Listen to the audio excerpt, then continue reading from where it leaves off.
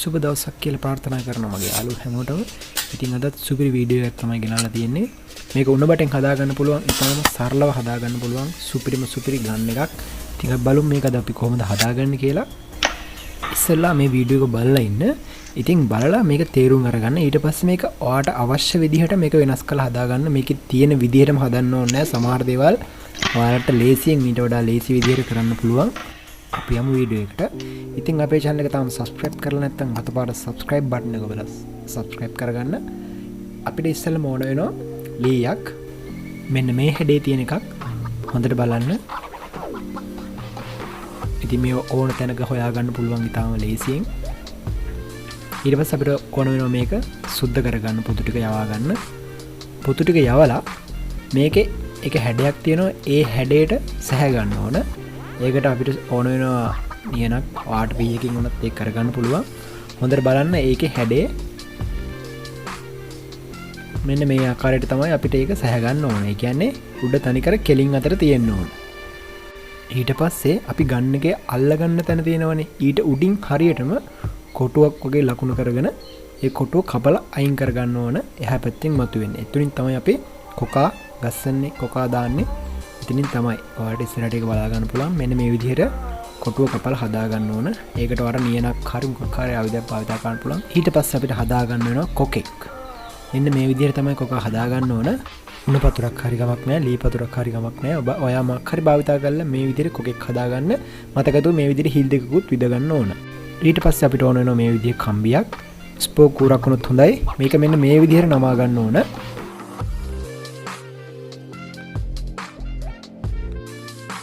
අඬුවක් ආධාරයෙන් මේ විදිහට නමා ගන්න. ස්පෝක් කූරක් නම් තමයි වඩාත් හයිය. ඊට පස්සේ මේ විදිහට කොකා අරගෙන නූල් පොටවල් දෙකකින් නූල් පොටවල් දෙකක් දාගන්න. අපිට අවශ්‍ය වෙනවා අර කම්බි කූර මෙතනින් දාලා ගැට ගහ ගන්න. හොඳට බලා ගන්න. මෙන්න මේ විදිහට නූල් දෙකක් දාලා තියාගන්න. ඊට පස්සේ අපි නමාගත්ත කම්බි කූර මේ කොකාට තියලා හොඳට ගැට ගහ ගන්න ඕනේ. හොඳට බලා ගන්න.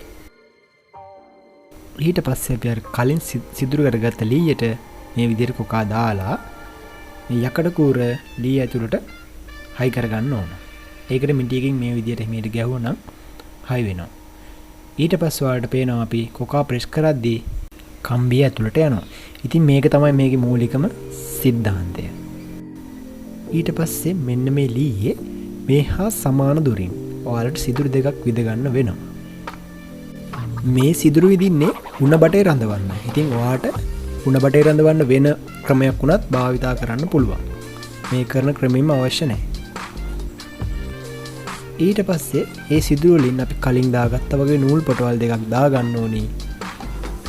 අපි උණ බටේ මේ නූල් පොටවල් දෙකෙන් තමයි ගැට ගහන්නේ. ඔයාලට මේ වෙනුවට වෙන විකල්පයක් වුණත් භාවිතා කරලා උණ බටේ රඳවා ගැනීම පමණයි මේකෙන් සිදු කරන්නේ. ඒක නිසා ඔයාලට උණ බටේ රඳව ගන්න මක්කර විකල්පයක් යොදා ගන්න පුළුවන්.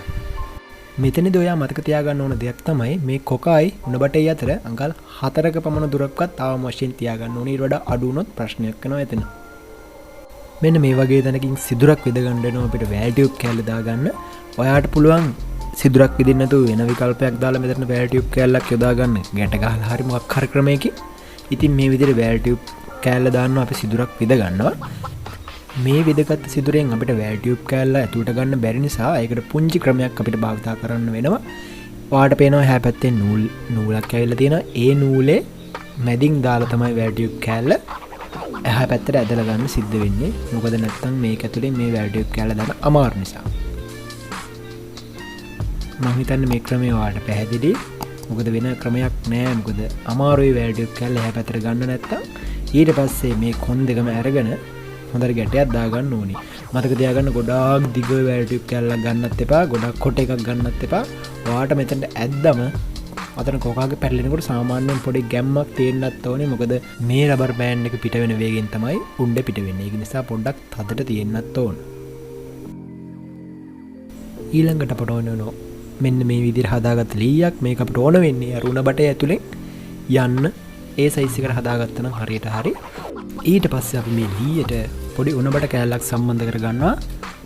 එතකොට තමයි මේකේ පොඩි ලස්සනක් එන්නේ මේ වැඩේ. අපිට අවශ්‍ය වෙනවා ඊට පස්සේ මේක මැදින් සිදුරක් පිදලා ඇණයක් දා ගන්න ඕන. මෙන්න මේ විදිහට. ඊට පස්සේ අපි මේ විදිහට කොක්කක් වගේ තියෙන හදා ගන්න ඕනේ. මොකද එතකොට තමයි අපි අර දාන රබර් බෑන්ඩ් එක මේකේ තමයි අපි රඳවන්න හදන්නේ. ඔයාට පුළුවන් නම් සුපර් ග්ලූ ගම් පොඩ්ඩකුත් මෙහෙම දාගන්න. එතකොට තවත් වැඩේ හොඳයි. ඒ දාගත්ත උණුබට කෑල්ල මේ විදිහට පොඩි කැවුමක් යොදා ගන්න ඕනේ. මොකද එතකොට ලෝඩ් කරනකොට පහසුවක් දෙනවා පහළට අදිද්දි. ඔයාලට ඒක තේරෙයි වැඩේ කරගෙන යනකොට. මොන 90%ක්ම වැඩේ ඉවරයි. අපි බලමු මේ කොහොමද වැඩේ වෙන්නේ කියලා. ඔයාලට පේනවා කොක්කේ පැටලෙන විදිහ. ඊට පස්සේ ඒක රිලීස් වෙන විදිය. ලෝඩ් වෙනවා. කොකා ගස්සව ගමන් එතනින් රිලීස් වෙනවා. ඊට පස්සේ අපි රබර් බෑන්ඩ් එක මෙන්න මේ විදිහට පටලවලා කොකු දෙකේ ලෝඩ් කරගන්නවා. එතකොට කොක්කේ පැටලෙනවා. කොකා ගස්සව ගමන් රිලීස් වෙනවා. ඔන්න ඕක තමයි සරලව සිද්ධ වෙන්නේ. ඊට පස්සේ මේ උණ බටේ මෙන්න මේ වගේ තැනකින් පොඩි කොටුවක් කපලා අයින් කරගන්නවා. මොකද මෙතනින් තමයි අපි උණ්ඩ ඇතුළට දාන්නේ. හොඳට මතක තියාගන්න මෙතන සිදුර විදිනකොට අපි ලෝඩ් කරාට පස්සේ ඇතුලේ තියෙන ලීය මෙතනින් පේන්න බෑ. අපි ලෝඩ් කරාට පස්සේ මෙතන කට ඇරෙනවා. ඊට පස්සේ තමයි අපි හදාගත්ත උන්නේ මේක ඇතුලට දාන්නේ. ඊට පස්සේ අපි ප්‍රෙස් කරපු ගමන් අර ලීයෙන් මේක තල්ලු වෙලා යනවා. ඔයාලට පැහැදිලි මෙතන වෙන સિદ્ધාන්තය. ඒ විදිහට තමයි අපි හදාගන්න ඕනේ සිදුරේ ඇතුලේ තියෙන ලීයේ දුර ප්‍රමාණය. ඊට පස්සේ අපි හදාගන්න ඕනේ මේකේ ඒම් එක බලන කෑල්ල. මේ විදිහට උණ බට කෑල්ලකින් මේක හදාගන්න පුළුවන් ඔයාලට. අපි ඒකත් ඒ විදිහට හදලා ලස්සනට අලවගෙන ඉවර වෙලා අපි ඊට පස්සේ හදාගන්න ඕනි උණ්ඩ.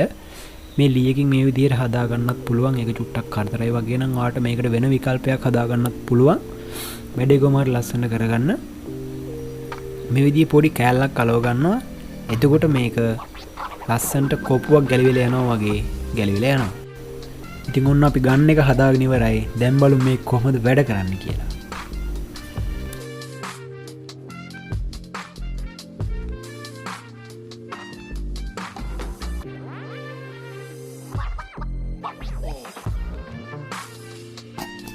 වීඩියෝ එක ලස්සනයි නම් අනිවාර්යෙන් වීඩියෝ එකට ලයික් එකක් දාගෙන යන්න. ඒ වගේම ඔයාලගේ සබ්ස්ක්‍රයිබ් එකත් අපිට ගොඩක් වටිනවා. ඒ වගේම තමයි මේ වීඩියෝ එක යාළුවන්ට බලන්න ෂෙයා කරන්න. මේ වගේ ලස්සන වීඩියෝ තියෙනවා අපේ channel එකේ. ඇවිල්ලා බලන්න. ඉතින් ඔයාලා බැලුවට ගොඩක් ස්තුතියි මේ වීඩියෝ එක. නැවත ලස්සන වීඩියෝ එකකින් හම්බ වෙනකන් ඔයාලට සුබ දවසක්.